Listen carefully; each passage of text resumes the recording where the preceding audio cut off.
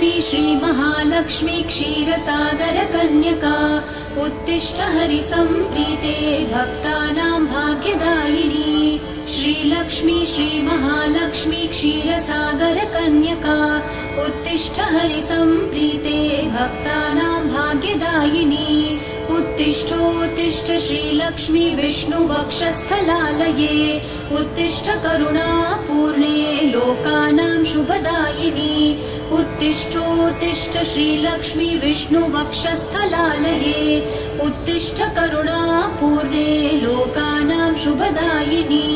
श्रीपद्ममध्यवसिते वरपद्मनेत्रे श्रीपद्महस्तचिरपूजितपद्मपादे श्रीपद्मजातजननी शुभपद्मवक्त्रे श्रीलक्ष्मी भक्तवरदे तव सुप्रभातम्।